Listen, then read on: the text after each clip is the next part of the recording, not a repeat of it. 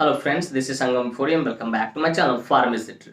Friends, in this video I am going to talk about Pantop injection, injection Pantop. So friends, without wasting any more time, we should start the video.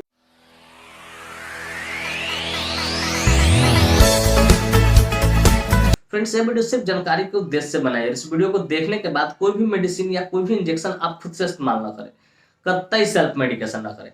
Friends, actually I don't support self medication at all. So before taking और using any medicine और injection you must consult your doctor. कोई भी injection लेने से पहले या इस्तेमाल करने से पहले आप अपने डॉक्टर से एक बार जरूर कंसल्ट करें। तो फ्रेंड्स, चलिए वीडियो की शुरुआत करते हैं।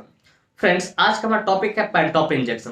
फ्रेंड्स, पेंटॉप इंजेक्शन एक बहुत ही शानदार, बहुत ही प्रचलित इंजेक्शन है जिसका इस्तेमाल हाइपर एसिडिटी को ठीक करने के लिए किया जाता है।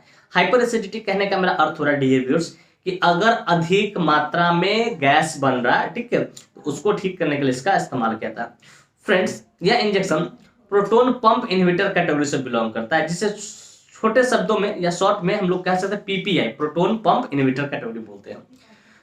डियर व्यूअर्स, जाहिर सी बात हमने इस टर्म का इस्तेमाल किया तो मेरे व्यूअर्स पूछेंगे sir what is the exact meaning of proton pump inhibitor. तो डियर व्यूअर्स, मैं कोशिश करूंगा इसको सिंपल शब्दों में समझाने का ताकि आपको अच्छे से समझ में।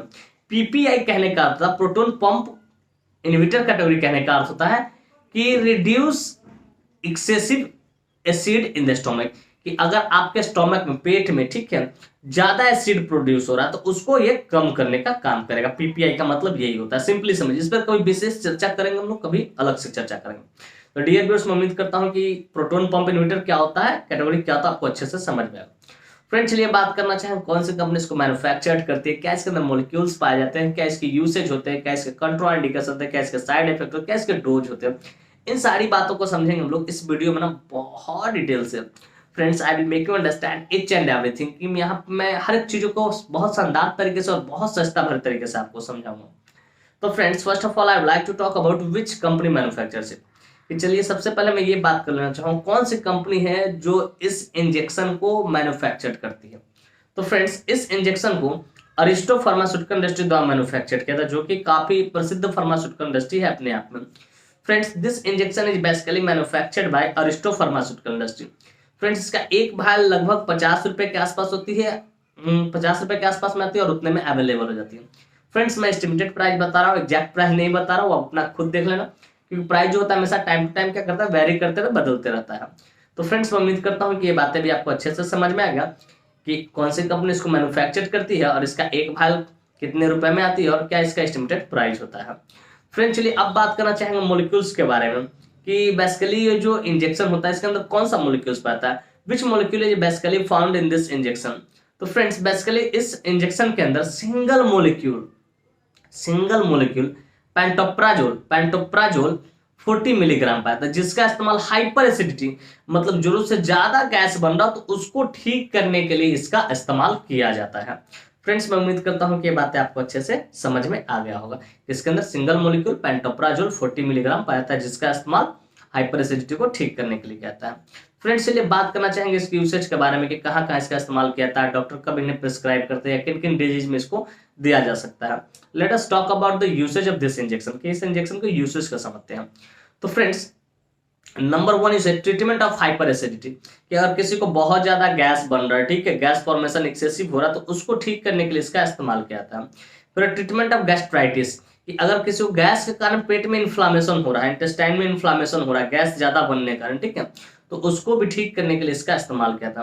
फिर ट्रीटमेंट ऑफ एसिड रिफ्लक्स, कि हमारा जो एसिड है, एसिड का लेवल अगर ज्यादा हो जाए तो रिफ्लक्स ऊपर की ओर आने लगा, फूड पाइप में आने लगता है, ठीक है, तो उसको भी ठीक करने के लिए इसका इस्तेमाल किया था।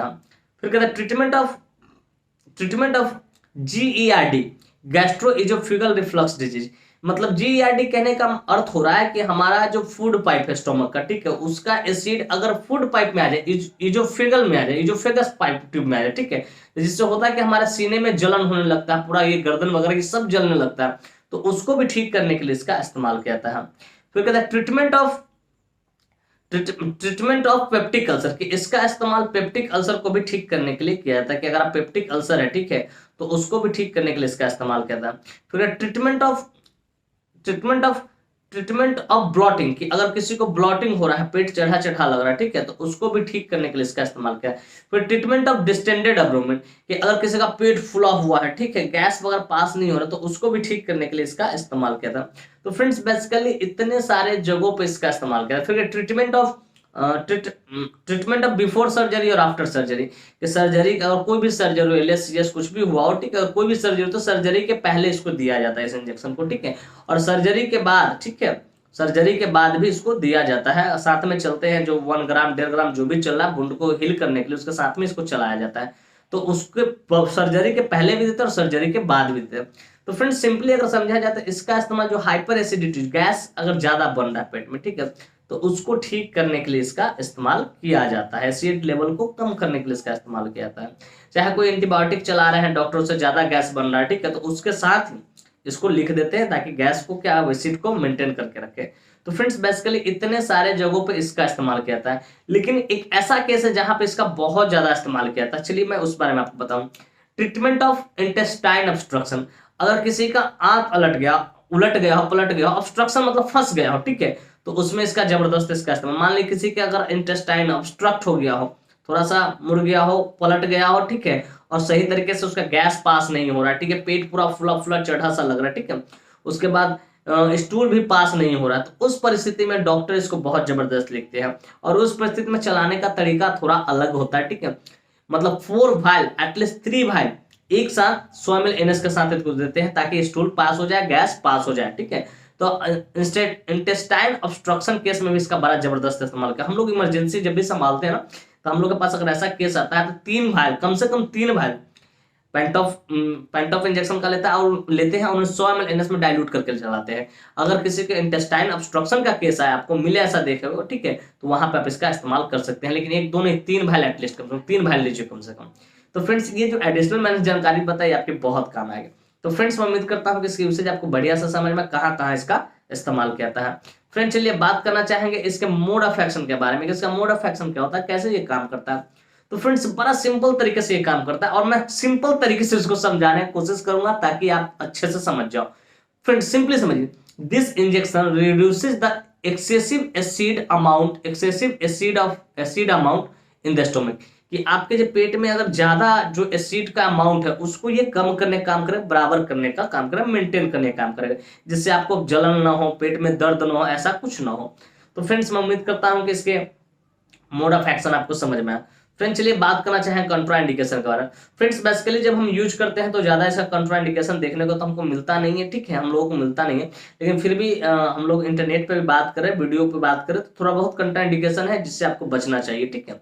तो फ्रेंड्स चलिए सर कंट्राइंडिकेशन को समझते हैं। Without knowing contraindication we should never ever administer any drug any medicine to anyone, बिना कंट्राइंडिकेशन जाने कोई भी इंजेक्शन हो, मेडिसिन हो, टैबलेट हो, आप उसको न दीजिए।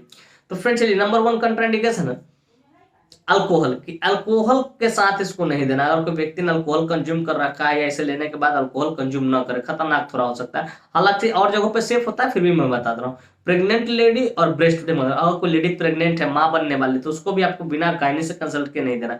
फिर ब्रेस्ट फीडिंग मदर में सेफ है, फिर भी आप डॉक्टर से कंसल्ट कर लीजिएगा, गायनी डॉक्टर से कंसल्ट करें। कि प्रेग्नेंट लेडी और ब्रेस्ट फीडिंग मदर में आपको नहीं देना बिना गायनी डॉक्टर से कंसल्ट किए। फिर कहते हैं लिवर डिज और किडनी डिज। लिवर डिज में थोड़ा सा रिस्क रहता है, ठीक है, लेकिन कहीं ना कहीं ये भी उतना सेफ, ज्यादा रिस्क नहीं, सेफ ही माना जाता है, ठीक है। लिवर डिज और किडनी डिज बिना डॉक्टर से कंसल्ट किए आप नहीं दीजिए। तो फ्रेंड्स बेसिकली ये कुछ 5 कंट्राइंडिकेशन है, इस जगह पे आपको थोड़ा सा डॉक्टर की एडवाइस ले लेना है। तो फ्रेंड्स मैं उम्मीद करता हूँ कंट्राइंडिकेशन भी आपको बढ़िया से समझ में आएगा। फ्रेंड्स चलिए बात करना चाहेंगे इसके साइड इफेक्ट्स के बारे में। फ्रेंड्स जितने भी एलोपैथिक के इंजेक्शन होते हैं थोड़ा बहुत तो कुछ ना कुछ साइड इफेक्ट्स देखने को मिलता ही है, ठीक उसी प्रकार इस इंजेक्शन का भी साइड इफेक्ट है जो कि इस प्रकार है। नंबर 1 है नोजिया, आपको जी मिचलाएगा। फिर कहते हैं वॉमिटिंग, हो सके आपको उल्टी हो जाएगा। फिर कहते हैं डायरिया, आपका जो स्टूल है पानी की तरह पतला हो जाएगा। फिर कहते हैं डिजीनेस, हो सके थोड़ा बहुत चक्कर भी आ जाएगा, क्या थोड़ा बहुत चक्कर भी आ जाएगा। तो फ्रेंड्स ये कुछ इसके साइड इफेक्ट है। इस तरह कोई भी साइड इफेक्ट देखे आप तुरंत अपने डॉक्टर से कंसल्ट करें, इन्फॉर्म करें कि सर मुझे इस तरह की परेशानी हो रही है, तो हो सके इसके लिए दूसरे ब्रांड को सिलेक्ट करेंगे। तो फ्रेंड्स मैं उम्मीद करता हूँ इसके साइड इफेक्ट भी आपको बढ़िया से समझ। फ्रेंड्स चलिए बात करना चाहेंगे डोज के बारे में। फ्रेंड्स बेसिकली डोज डिपेंड करता है सीवियरिटी पे, डिपेंड करता है एज पे, डिपेंड करता है बॉडी वेट पे, जेंडर पे, सारी चीजों पे डिपेंड करता है। लेकिन यहाँ जो सिंपली जो डोज डॉक्टर एडवाइस करते हैं 1 vial IV OD, 1 vial IV OD. ज्यादा परेशानी नहीं है तो ओडी करते हैं, अगर ज्यादा परेशानी है, गैस ज्यादा फॉर्म हो रहा है, ठीक है, डिस्टेंडेड एब्डोमेन है तो आईबीबीडी करते हैं।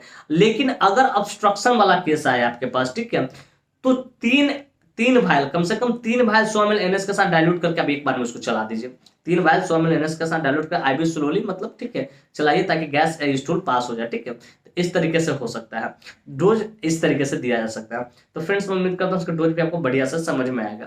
फ्रेंड्स मैं उम्मीद करता हूँ कि ये बात आपको अच्छे तरीके से समझ में, पॉइंट ऑफ इंजेक्शन क्या होता है, कौन सी कंपनी इसको मैन्युफैक्चर करती है, क्या इसके अंदर मॉलिक्यूल्स पाए जाते हैं, क्या इसके यूसेज होते हैं, क्या इसके कंट्राइंडिकेशन, क्या इसके साइड इफेक्ट है, क्या इसके डोज होते हैं। और साथ में मैं ये भी उम्मीद करता हूँ मेरी यह वीडियो काफी इन्फॉर्मेटिव, काफी इंटरेस्टिंग, काफी जबरदस्त लगी होगी आपको, काफी जबरदस्त लगी होगी आपको, और मेरे इस वीडियो से आप लोग कुछ ना कुछ सीखने को जरूर मिला हो। फ्रेंड्स वाकई में मेरी वीडियो इन्फॉर्मेटिव इंटरेस्टिंग लगी हो। Friends, if you find this video informative and interesting, hit the like button, subscribe my channel, and don't forget to share it with your medical friends and common friends. Thank you for watching this video. Bye bye. Take care. फिर मिलते हैं next video में। तब तक स्वस्थ रहिए, मस्त रहिए, ख्याल रखिए अपना और अपने परिवार का। थैंक यू, धन्यवाद।